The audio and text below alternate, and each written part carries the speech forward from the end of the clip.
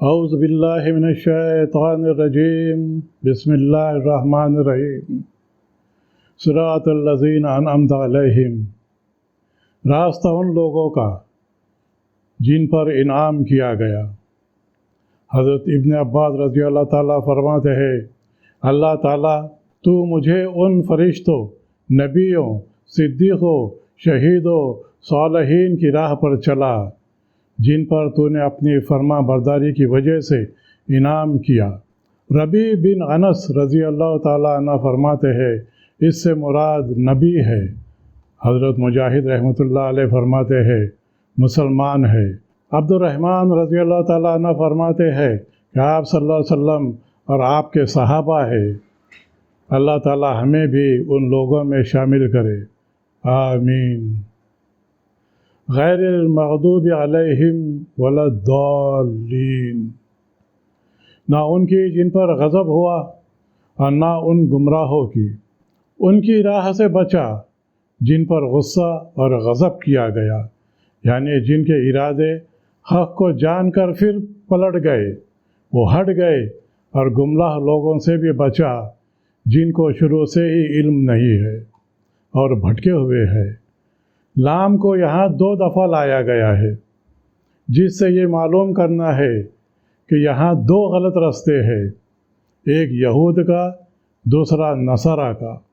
مسند احمد کے حدیث ہے، عدی بن حاتم رحمۃ اللہ علیہ فرماتے ہیں کہ رسول کریم صلی اللہ علیہ وسلم کے لشکر نے میری پھوپھی اور چند لوگوں کا گرفتار کر کے حضور صلی اللہ علیہ وسلم کی خدمت میں پیش کیا، تو میری پھوپھی نے کہا، میری خبرداری کرنے والا دور ہے اور میں عمر میں دراز بڑھیا ہوں، میں آپ کی کسی خدمت کے لائق نہیں ہوں، آپ مجھ پر احسان کیجئے اور مجھے چھوڑ دیجئے، اللہ تعالیٰ بھی آپ پر احسان کرے گا۔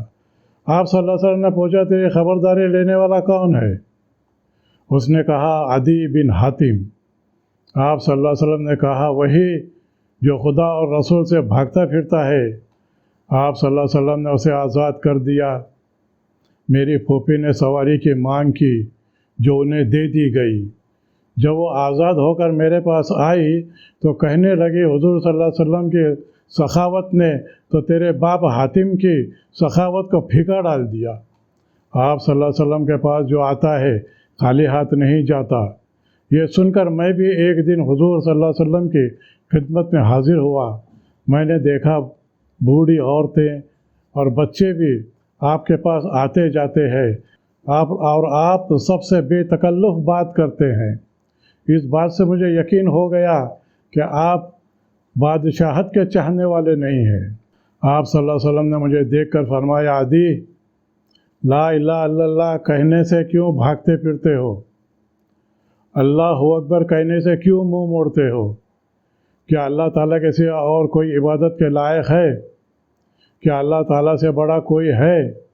آپ کی یہ سادگی اور بے تکلفی دیکھ کر مجھ پر ایسا اثر پڑا کہ میں فوراً کلمہ پڑھ کر مسلمان ہو گیا، جس سے آپ صلی اللہ علیہ وسلم بہت خوش ہوئے اور فرمانے لگے، مغضوب علیہم سے مراد یہود ہے اور ضالین سے مراد نصارہ ہے۔ تمام محدثین، مفسرین، علماؤں نے اسے صحیح بتایا ہے۔ تاریخ کی کتابوں میں ہے، زید بن عمرہ نوافل جب صحیح دین اور مذہب کی تلاش میں اپنے ساتھیوں کے ساتھ جب ملک شام میں آئے اور ان کی ملاقات یہودیوں سے ہوئی تو انہوں نے کہا کہ آپ ہمارے دین میں داخل نہیں ہو سکتے جب تک آپ خدا کے غضب کا ایک حصہ اپنے اوپر نہ لے لیں۔ انہوں نے کہا، غضب سے بچنے کے لیے تو دین کی تلاش میں نکلے ہیں، پھر ہم اسے کیسے قبول کریں؟ اس کے بعد وہ نصرانیوں سے ملے۔ انہوں نے کہا، جب تک آپ خدا کی ناراضگی کا حصہ نہ لیں تب تک آپ ہمارے دین میں داخل نہیں ہو سکتے۔ انہوں نے کہا، ہم یہ بھی نہیں کر سکتے۔ چنانچہ انہوں نے اپنے قوم کا دین بھی چھوڑ دیا، یہودیوں اور نصرانیوں کی بھی بات نہیں مانی، ویسے ہی رہے۔ ہاں، ان کے کچھ ساتھیوں نے عیسائی مذہب قبول کر لیا کیونکہ یہ یہودیوں سے ملتا جلتا تھا۔ انہی میں سے حضرت ورقہ بن نوافل تھے۔ جو حضرت خدیجۃ الکبریٰ رضی اللہ تعالیٰ عنہ کے چچا زاد بھائی تھے۔ انہیں نبی کریم صلی اللہ علیہ وسلم کا زمانہ ملا اور وہ حضور صلی اللہ علیہ وسلم پر ایمان لائے، اور جو وحی اس وقت تک اترتی تھی اسے سچ بتاتے تھے۔ سورہ فاتحہ کو ختم کر کے آمین کہنا مستحب ہے۔ مسند احمد، ابو داؤد، ترمذی میں وائل بن حضرت رضی اللہ تعالیٰ عنہ فرماتے ہیں، میں نے سنا رسول کریم صلی اللہ علیہ وسلم ضالین کہہ کر بلند آواز سے آمین کہتے تھے۔ ابو داؤد ابن ماجہ میں ہے، حضرت علی، ابن مسعود، ابو ہریرہ رضی اللہ تعالیٰ عنہ اجمعین آپ کی آمین پہلی صف کے لوگوں کو آپ سنتے تھے اور آپ اسے قریب سے سنتے تھے۔ ابن ماجہ میں ہے کہ آمین کی آواز سے مسجد گونج اٹھتی تھی۔ ابو داؤد میں ہے، حضرت بلال رضی اللہ تعالیٰ عنہ کہتے ہیں، آپ صلی اللہ علیہ وسلم نے فرمایا، مجھ سے پہلے آمین نہ کہا کیجیے۔ صحیحین میں ہے کہ ابو ہریرہ رضی اللہ تعالیٰ عنہ فرماتے ہیں، رسول کریم صلی اللہ علیہ وسلم نے فرمایا، جب امام آمین کہے تو تم بھی آمین کہو۔ جس کی آمین فرشتوں کی آمین سے مل جائے اس کے تمام گناہ معاف ہو جاتے ہیں۔ ابن عباس رضی اللہ تعالیٰ عنہ نے حضور صلی اللہ علیہ وسلم سے پوچھا، آمین کے کیا معنی ہے؟ آپ صلی اللہ علیہ وسلم نے فرمایا، اے اللہ تو کر۔ زہری رحمۃ اللہ علیہ کہتے ہیں اسی طرح ہو۔ ترمذی رحمۃ اللہ علیہ کہتے ہیں ہماری امیدوں کو نہ توڑ۔ اکثر علماء فرماتے ہیں اے اللہ تو ہماری دعا قبول فرما۔ امام ابو حنیفہ رحمۃ اللہ علیہ کا کہنا ہے کہ امام آمین کہنا بھول گیا ہو تو مقتدی بلند آواز سے آمین کہے۔ اگر امام نے خود بلند آواز سے آمین کہا تو مقتدی بلند آواز سے آمین نہ کہے۔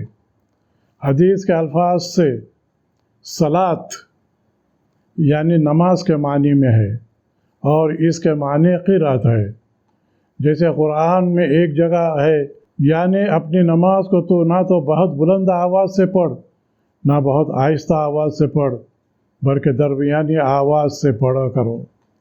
ابن عباس رضی اللہ تعالیٰ عنہ نے اس آیت کی تفسیر میں فرمایا کہ یہاں صلاۃ کے معنی قرات ہے، اور اسی طرح حدیثوں میں قرات کو تلاوت کہا گیا ہے۔ اسی سے نماز میں قرات کی جو عظمت ہے وہ معلوم ہوتی ہے، اور معلوم ہوتا ہے کہ قرات نماز کا اعلیٰ ترین رکن ہے، اسی لیے قرات کا نام لیا گیا، اور اسی کا ایک اہم حصہ قرات کا ذکر کیا گیا ہے۔ اور یہ بھی یاد رہے کہ اس کے الٹ ایسا بھی ہوا ہے کہ قرات کے معنی نماز لیے گئے ہیں۔ فرمایا صبح کے قرآن پر فرشتے حاضر ہوتے ہیں، یہاں مراد قرآن سے نماز ہے۔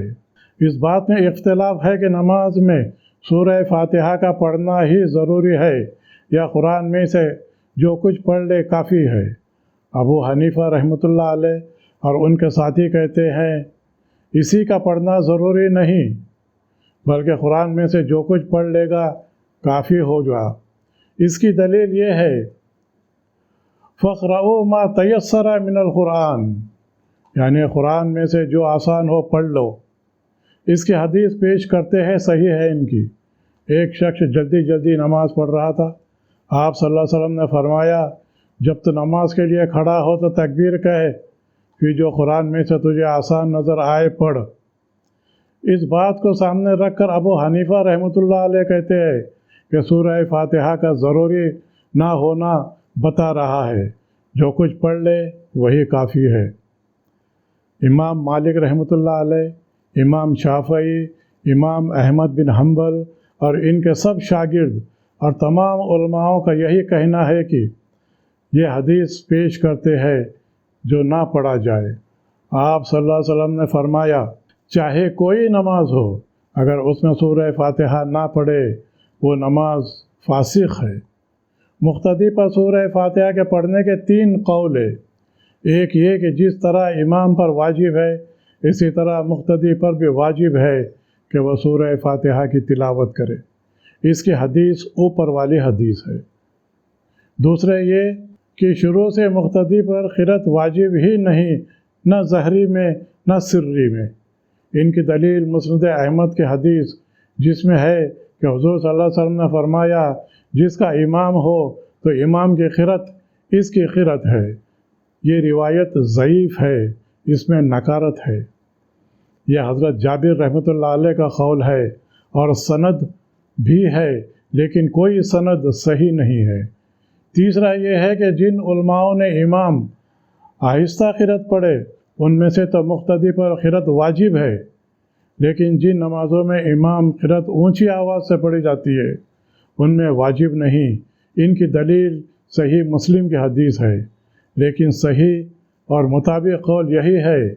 حضرت ابو داؤد، ترمذی، نسائی میں ہے رسول اللہ صلی اللہ علیہ وسلم نے اپنے مقتدیوں سے فرمایا کہ تم سوائے سورہ فاتحہ کے کچھ نہ پڑھو، اس کے پڑھے بغیر نماز نہیں ہوتی۔ ہماری غرض ان مسئلوں کو بیان کرنے کی یہ ہے کہ سورہ فاتحہ کے ساتھ احکام کا جز قدر تعلق ہے، کسی اور سورہ کے ساتھ نہیں۔ مسند بازار کی حدیث ہے کہ حضور صلی اللہ علیہ وسلم نے فرمایا جب تم بستر پر لیٹو اور سورہ فاتحہ اور سورہ اخلاص پڑھ لو تو موت کے سوا ہر چیز سے امن میں آ جاؤ گے۔ صدق اللہ العظیم۔ اللہ تعالیٰ ہم کو صحیح سمجھ عطا کرے، قرآن کی صحیح تعلیم دے۔ وآخر الدعوانا ان الحمد للہ رب العالمین۔